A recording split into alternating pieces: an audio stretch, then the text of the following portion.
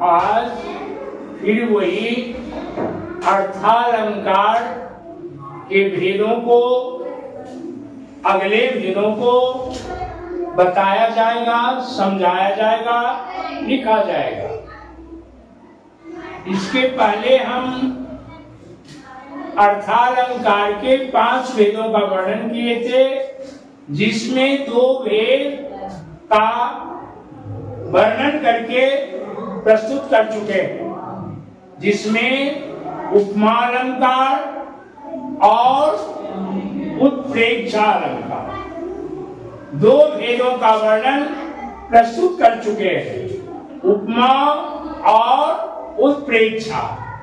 तो चले आज देखना है तीसरा भेद, अतिशयोक्ति अलंकार।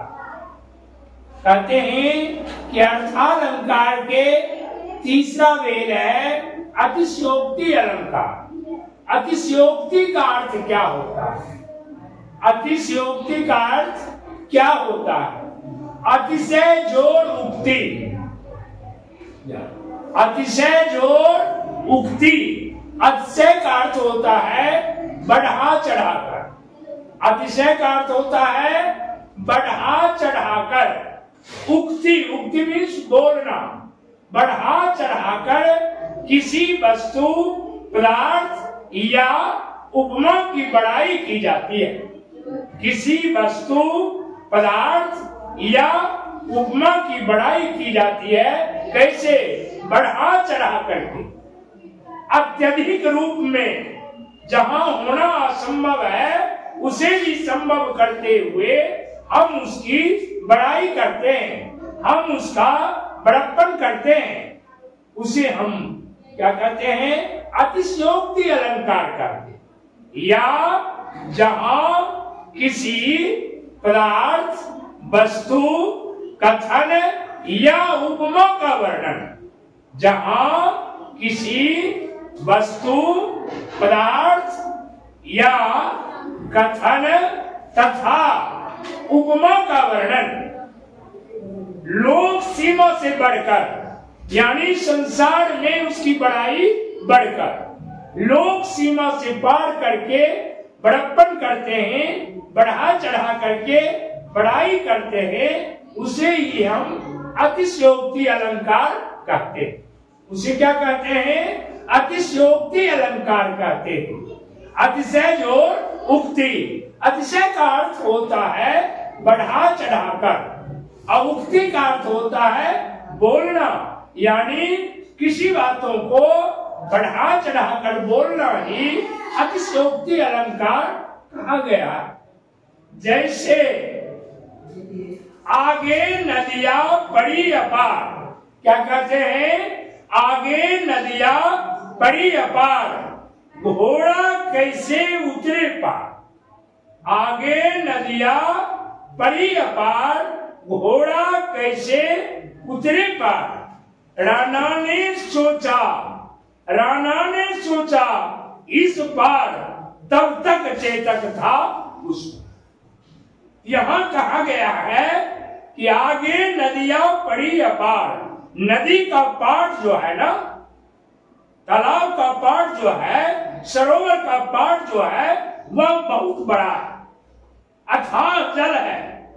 अब घोड़ा चाहता है कि हम उस नदी का पार कर जाए, इस पार से उस पार हो जाए।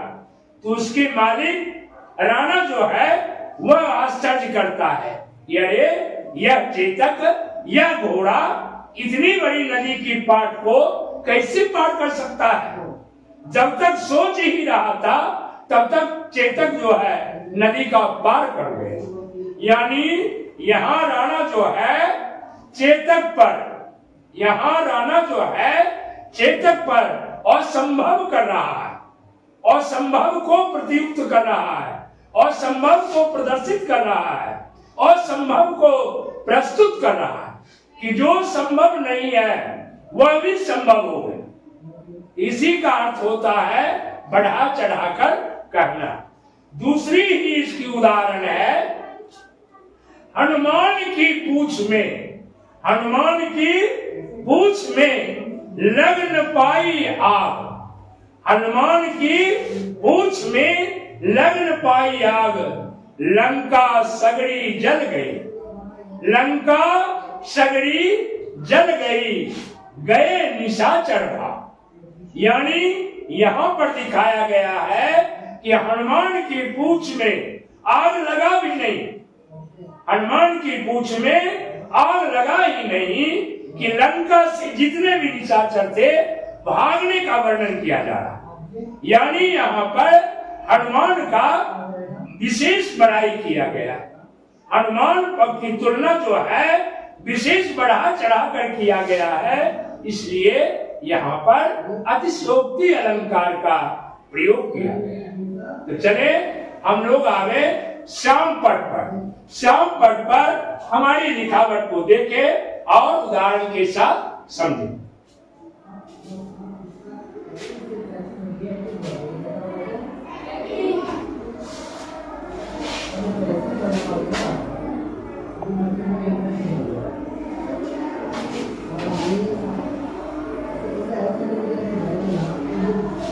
अतिशयोक्ति, अतिशय,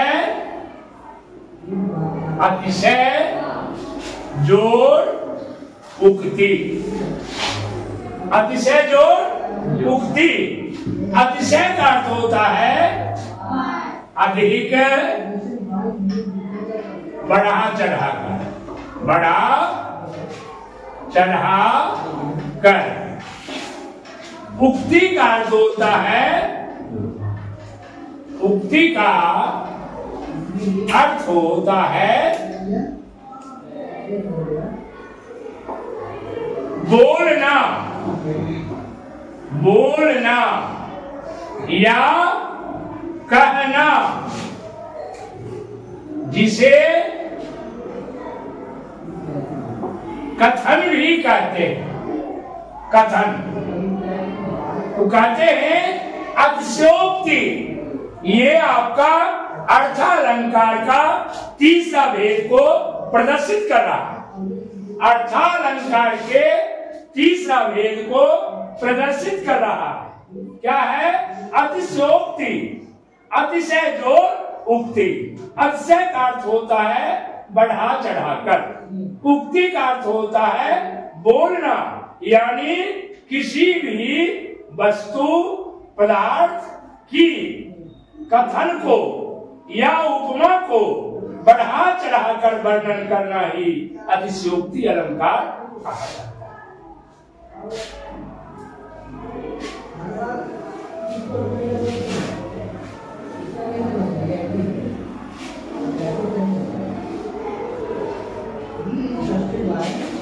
परिभाषा,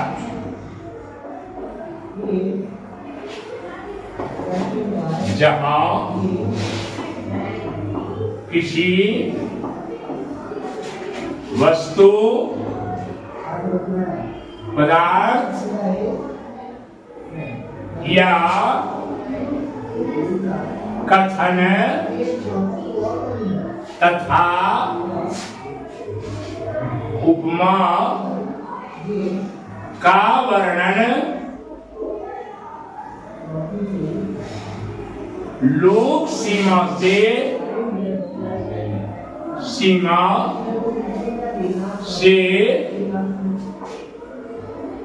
बढ़ा चढ़ाकर प्रस्तुत किया जाता है, प्रस्तुत किया जाता है, उसे अतिशयोक्ति, अतिशयोक्ति अलंकार, अलंकार कहते हैं। अब समझ जाइएगा कि जहां पर किसी वस्तु पदार्थ या कथन तथा उपमा, किसी की उदाहरण जो है उपमा का वर्णन लोक सीमा, संसार में जो सीमा है, संसार का जो क्षेत्र है, उससे आगे बढ़कर उससे आगे बढ़कर उसकी बड़ाई करना, उसका वर्णन करना, उसका बड़प्पन करना ही अतिशयोक्ति का है। उसका बड़प्पन या बड़ाई करना ही अतिशयोक्ति कहा गया।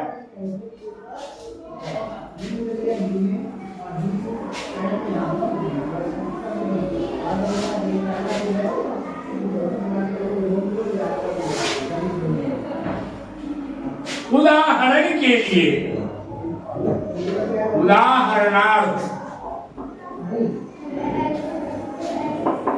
यानी उदाहरण के लिए क्या दर्शाया गया है? आगे नदियां बड़ी अपार, आगे नदियां बड़ी अपार, घोड़ा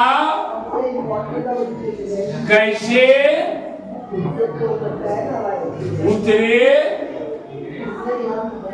उतरे पार। क्या है? आगे नदियां बड़ी अपार, घोड़ा कैसे उतरे पार। राणा ने सोचा इस बार, तब तक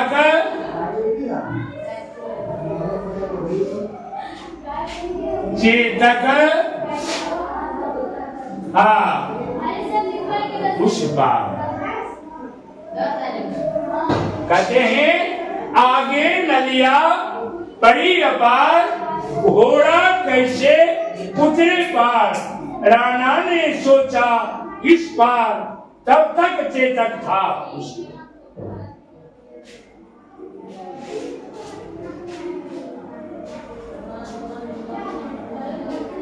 तो यहाँ पर अतिशयोक्ति में चेतक के विषय में, चेतक पर असंभव दर्शाया जा रहा है। राणा ने चेतक पर असंभव की भावना को प्रस्तुत कर रहे हैं, परिलक्षित कर रहे हैं, प्रदर्शित कर रहे हैं, दिखा रहे हैं, वर्णन कर रहे हैं। क्या कि आगे नदियां बड़ी अपार, नदी की धार पार जो है, आर पार जो है, पार जो है इतने जल से प्लवित है, इतने जल से भरा हुआ है कि इस नदी की इतनी लंबी चौड़ी पाट में ये चेतक या घोड़ा कैसे पार कर जाएगा?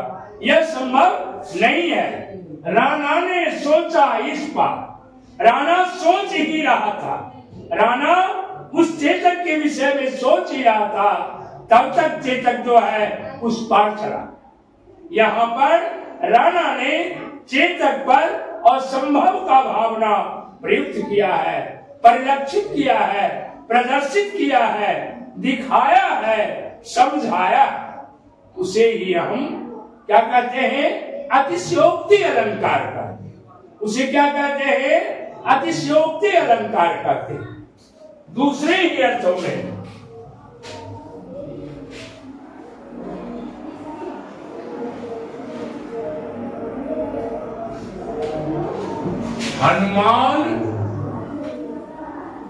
हनुमान की पूंछ में लगन न पाई आग, लंका सगड़ी जल गई, गए निशाचर भाग। कहते हैं हनुमान की पूंछ में, हनुमान जब लंका गए थे, लोगों ने कहा लंका को दहन करने के लिए एक हनुमान ही ऐसी शक्तिशाली है, प्रभावी है, पराक्रमी है, वीर है, जो लंका को जला सकते हैं। और लंका जब जल जाएगी तो वहां के जितने भी राक्षस हैं, निशाचर हैं, सभी मृत हो जाएंगे, सभी मारे जाएंगे। यह संभावना की जा रही थी। तब तक में कहा गया, हनुमान की पूंछ में लगन न पाई आग। हनुमान की पूंछ में सोच ही रहे थे, लगा भी नहीं। तब तक क्या हो गया, संपूर्ण लंका दिखाया जा रहा है कि जल गया। और वहां पर जितने भी निशाचर थे, जलने के डर से वह भाग निकले। जितने भी राक्षस थे, जितने भी निशाचर थे, वह लंका से भाग निकले। अर्थात यहाँ पर असंभव दर्शाया गया। यहाँ पर लंका जलने की असंभव दर्शाया। तो कहा गया है कि जहां पर किसी की बड़ाई या बड़प्पन या गुणों की विशेषता बढ़ा चढ़ा कर की जाती है, लोक सीमा से आगे बढ़कर की जाती है, बड़ाई का जो क्षेत्र है उससे भी आगे बढ़ जाते हैं, उसे हम अतिशयोक्ति अलंकार करते हैं। अब तो कहीं समझने में कोई कठिनाई नहीं, कोई दिक्कत नहीं, कोई समस्या नहीं है। तो चले हम आगे अब दूसरा अर्थालंकार का चौथा परिभाषा। अर्थालंकार के चौथे वेद को देखना है, मानवीकरण अलंकार। क्या देखना है, मानवीकरण अलंकार। मानवीकरण अलंकार जो है वो प्रकृति प्रदत्त चीज है। क्या है, प्रकृति प्रदत्त चीज है। जहां पर जड़ पर चेतन का आरोप, जड़ मीन्स प्रकृति, जड़ मीन्स पेड़ पौधे प्रकृति है, और चेतन मनुष्य का है। जहां पर जड़ पर चेतन का आरोप या जड़ प्रकृति पर मानवीय भावनाओं का, जड़ प्रकृति पर मानवीय भावनाओं तथा क्रियाओं का, तथा उनके क्रियाओं पर जो आरोप किया गया है, उनके क्रियाकलाप पर जो आरोप किया गया है, उसे हम मानवीकरण अलंकार किसे कहते हैं। जहां पर या जहां किसी जड़ पर चेतन का आरोप, किसी जड़ पर चेतन का आरोप, अर्थात जड़ प्रकृति पर मानवीय गुणों, मानवीय भावनाओं तथा क्रियाओं पर जो आरोप लगाया गया है, क्रियाओं पर जो आरोप प्रदर्शित किया गया है, क्रियाओं पर जो आरोप प्रदर्शित किया गया है, दिखाया गया है, समझाया गया है, उसे ही हम मानवीकरण अलंकार, उसे क्या कहते हैं, मानवीकरण अलंकार कहते हैं। अब उदाहरण के लिए आते हैं, बीती विवाहावरी जागरी। ये पद की रचना जो है हमारे छायावादी कवि जयशंकर प्रसाद जी ने, वो भी प्रकृति प्रदत्त कवि माने जाते हैं। कौन, जयशंकर प्रसाद। उन्होंने वर्णन किए हैं, बीती विवाहावरी जागरी। अपनी प्रेयसी को कह रहे हैं, अपनी नायिका को कह रहे हैं, अपनी पत्नी को कह रहे हैं कि अरे प्रेयसी, अरे नायिका, अरे मेरी पत्नी, बीती विवाहावरी जागरी।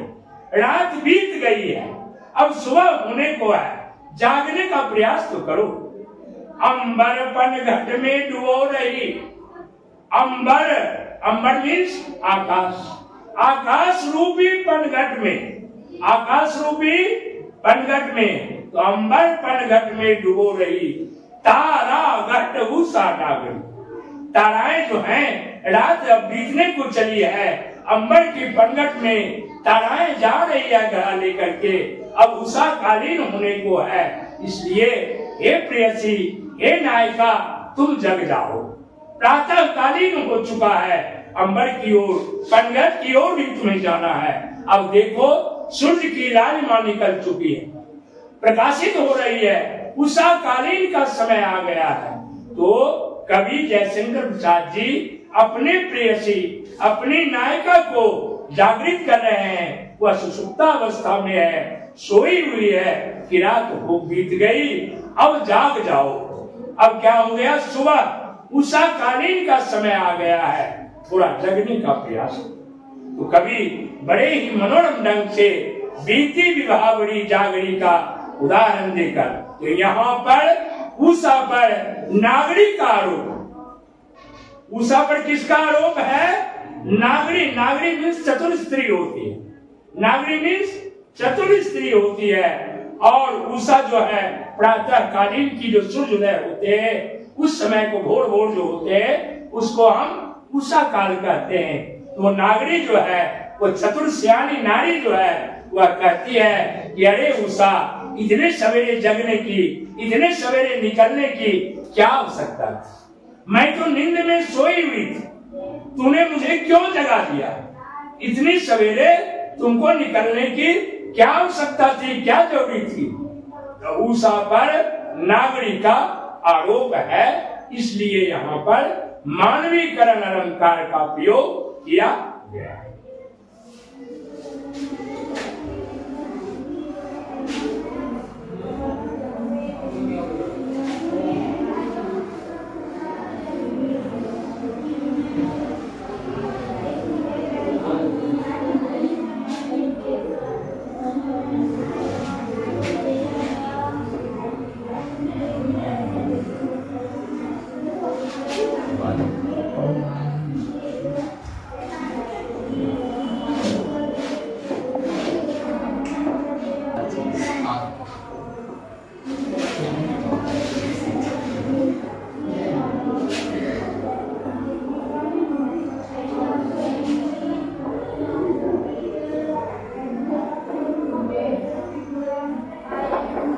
क्या है, मानवीकरण अलंकार। ये अलंकार प्रकृति प्रदत्त होते हैं, प्रकृति प्रदत्त होते हैं,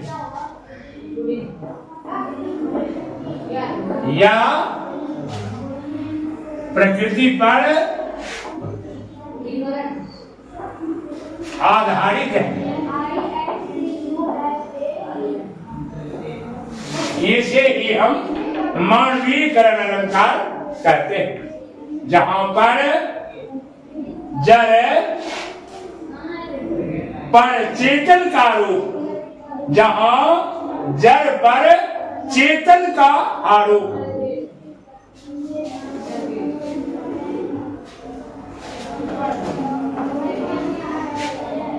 परिभाषा, जहां पर जड़ का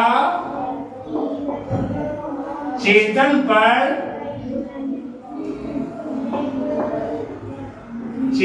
पर आरोप है, अर्थात जड़ प्रकृति मानवीय भावनाओं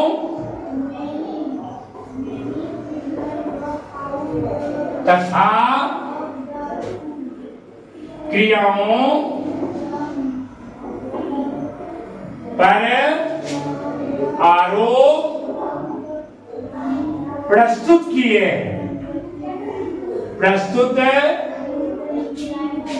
हैं, उसे मानवीकरण अलंकार का, जहां पर जड़ चेतन पर आरोप किया, जड़ जो है प्रकृति जो है वह मानव पर आरोप किया, या जड़ प्रकृति मानवीय गुणों, मानव के भावनाओं तथा क्रियाओं पर आरोप करते हुए, आरोप लगाते हुए, दोष लगाते हुए जो प्रयोग करते हैं, जो परिभाषित करते हैं, जो दर्शाते हैं, परिलक्षित करते हैं, उसे हम क्या कहते हैं, मानवीकरण अलंकार। यह अलंकार प्रकृति प्रदत्त अलंकार है।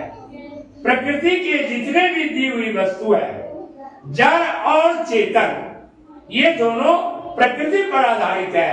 इन दोनों पर आधारित है जितने भी वस्तुएं हैं वो सभी मानवीकरण अलंकार के रूप में आते हैं। जैसे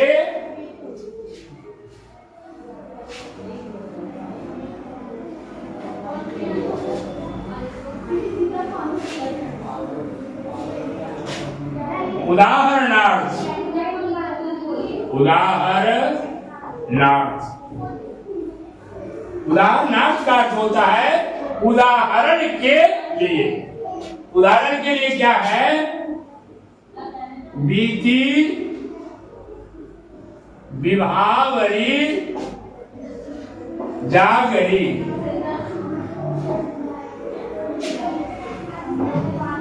अंबर बनघट में डुबो रही, तारा घट उषा नागरी। क्या है? बीती विभावरी जागरी। बीतना, बीती विभावरी, रात जो है वह बीत चुकी। जयशंकर प्रसाद जी छायावादी कवि जी, युग प्रवर्तक छायावादी कवि, प्रकृति पर आधारित कवि जयशंकर प्रसाद जी अपने प्रेयसी को कह रहे हैं, अपनी प्रेमिकाओं से कह रहे हैं, नायिका से कहते हैं कि हे नायिका, हे प्रेयसी, रात बीत गई, सुबह हो गई है। सुबह की सुषमा जो है वह परिलक्षित हो रही है, दिखाई पड़ रही है, प्रदर्शित कर रही है। आए, उठे, जाग जाओ। अंबर पनघट में डुबो रही। अंबर जो है आकाश रूपी जो पनघट में है, उसमें तारा लोग जो है अब अस्ताचल की ओर जा रहे हैं और उषा निकल रही है, उषा परिलक्षित हो रही है। सुबह का समय जो है वह दिखाई पड़ने लगी है। इसलिए तुम जाग जाने का प्रयास करो। यहाँ पर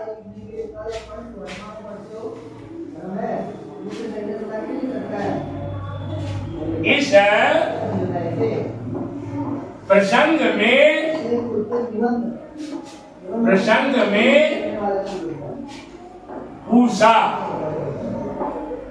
उषा पर नागरी का आरोप है।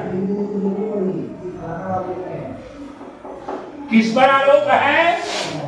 उषा पर। प्रातःकालीन समयों पर नागरी, चतुर्श्रेणी नारी जो है उसका आरोप लगाया गया, उसका आरोप प्रस्तुत किया गया है, उसके आरोप को दर्शाया गया है, उसके आरोप को प्रदर्शित किया गया है, समझाकर बताया गया है। इसलिए यहाँ पर मानवीकरण अलंकार का प्रयोग किया। अब कहीं कोई दिक्कत नहीं। ये 504 अलंकार जो बताए, उपमा, उत्प्रेक्षा, अतिशयोक्ति, मानवी, ये चारों अर्थालंकार में समझने में उदाहरण के साथ कहीं कोई दिक्कत नहीं, कहीं कोई कठिनाई नहीं, कहीं कोई समस्याएं नहीं।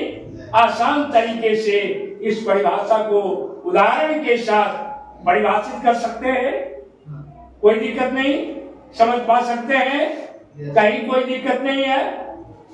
अब अगले दिन जो है एक अर्थालंकार का परिभाषा बचा है, रूपक अलंकार। एक दिन सब भोजन कर लीजिएगा, एक दिन सभी मेवा मिष्ठान को खा लीजिएगा, तो फिर अगले दिन क्या मिले? कहा गया है एक दिन की चांदनी फिर अंधेरी। बांट बांट करके थोड़ा थोड़ा खाकर खाइए जो अपच नहीं हो, थोड़ा थोड़ा ही पढ़िए जो समझने में कठिनाई नहीं हो, जिसे साधारण तरीके से, सरल तरीके से, आसान तरीके से आप लिख सकते हैं, आप पढ़ सकते हैं, आप सोच सकते हैं, आप उसका वर्णन कर सकें। इसीलिए मैं अब आगे बढ़ना नहीं चाहता हूं। आज ये 4 परिभाषा प्रदर्शित हो गई, जिसमें उपमा अलंकार, उत्प्रेक्षा अलंकार, अतिशयोक्ति अलंकार, मानवीय अलंकार।